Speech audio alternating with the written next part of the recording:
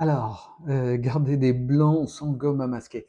Le blanc des pierres a été fait avec de la gomme à masquer et ça me plaît moyen. C'est trop rigide et pas naturel, mais en revanche, il reste des blancs. Bah, voilà, tu as à peu près tout dit. C'est-à-dire que quand on a peur de rater ses blancs, on met de la gomme à masquer. Hem, alors moi j'ai une autre technique qui est un petit peu plus simple, mais voilà. Alors, si jamais tu as quand même mis de la gomme à masquer, donc tu as mis de la gomme à masquer, tu as attendu que ça sèche, tu remets de la couleur, après tu enlèves la gomme à masquer et effectivement, ça fait des trucs très rigides. Dans les expos, on reconnaît très rapidement les gens qui mettent de la gomme à masquer.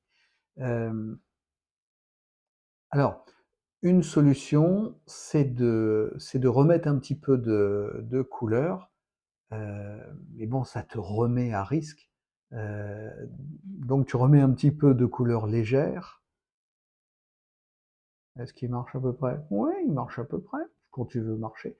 Tu remets un petit peu de couleur légère de façon à faire en sorte que, voilà, ça marche, ça mais tu le mets pas partout. Donc tu en mets un petit peu là, voilà. Pourquoi il est méchant avec moi? Ah voilà, c'est parce que je l'ai mal réglé. En général, les ordinateurs, dès qu'on les règle mal, ils sont méchants avec. Voilà, et donc, tu vois, je mets un petit truc qui va faire en sorte que ça fasse un petit dégradé, en fait. Là, tu as bien joué d'ailleurs, puisque tu as mis quelque chose de couleur à l'ombre. Comme le soleil vient par là, c'est parfaitement cohérent. Heu, un petit truc par là aussi, et puis voilà, donc c'est une façon. Donc je fais juste avec le marron, je le fais même pas avec du bleu.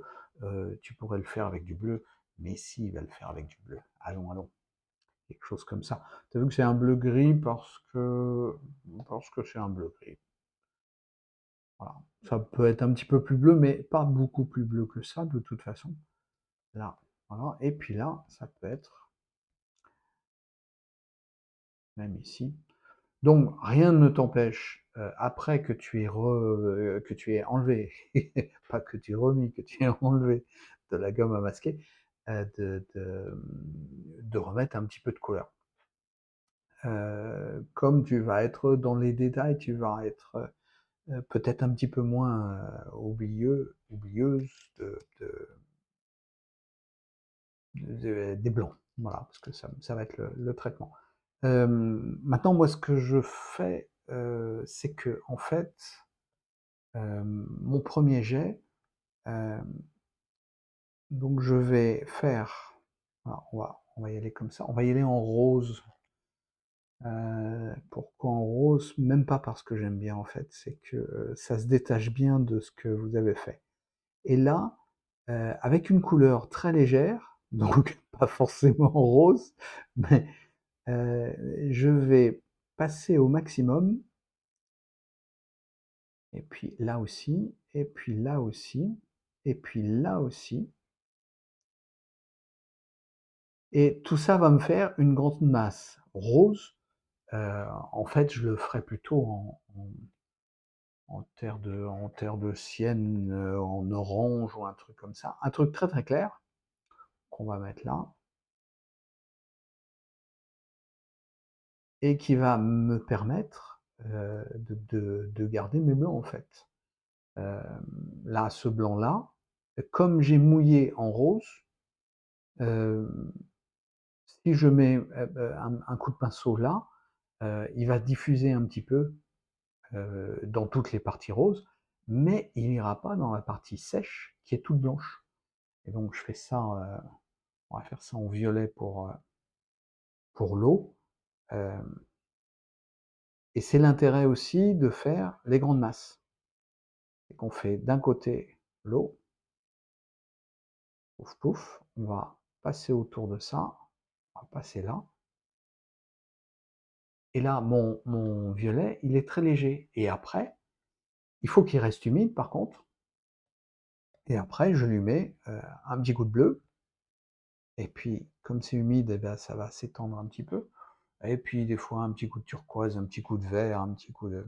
Voilà. Ouh, très joli.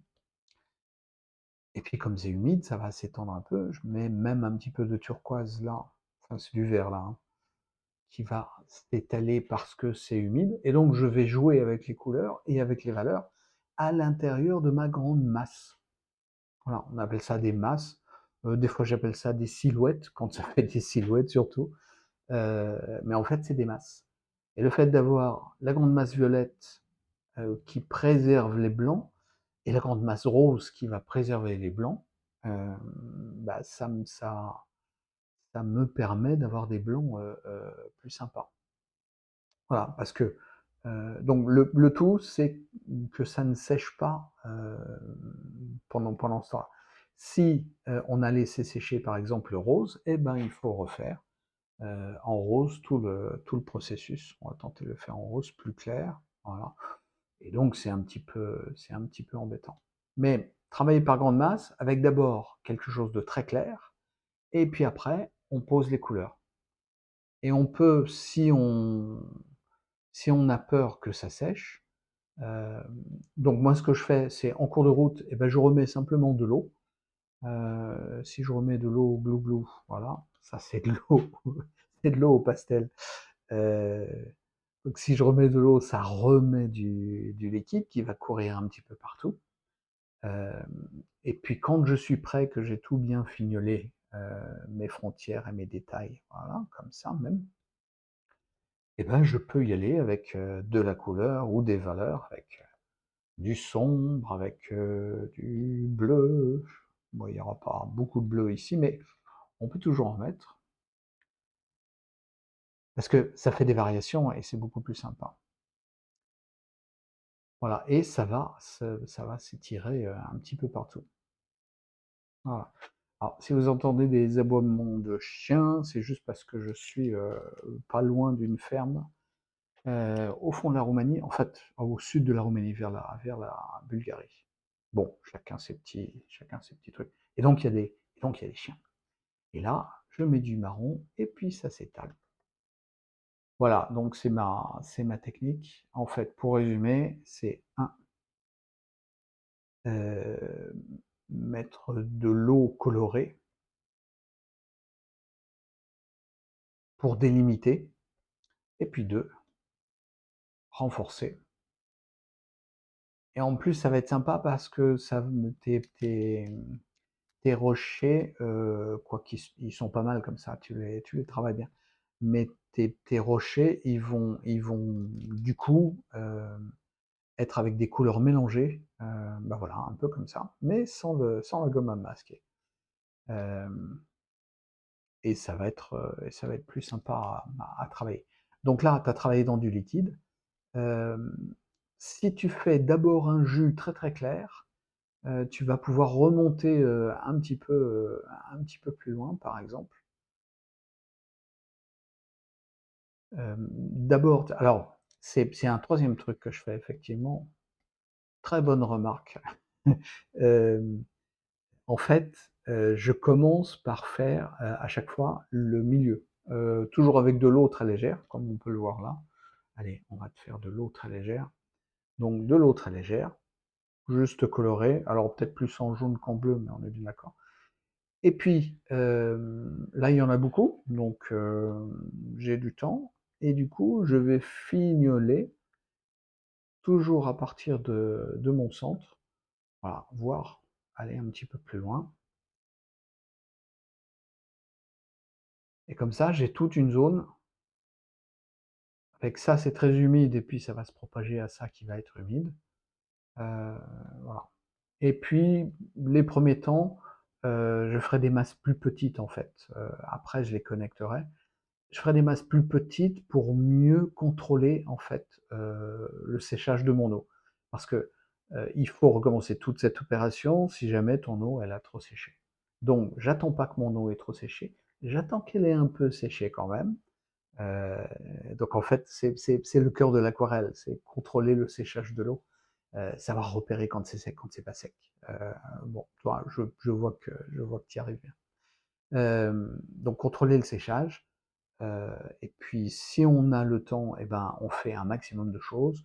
Si on voit que ça va sécher trop vite, on fait des zones plus petites et on revient avec, de très jolies couleurs. Oh! Oh, genre à faire du vert en même temps qu'à faire des très jolies couleurs. Voilà, et pour être un petit peu plus sérieux, mettre un petit peu de marron, un petit peu de bleu, bah, exactement comme tu as fait là, terre de sienne brûlée, bleu outre-mer, voilà, avec un dosage clair, un dosage foncé, et ça marche très bien. Et ben c'est tout. Garder des blancs sans gomme à masquer, c'est possible.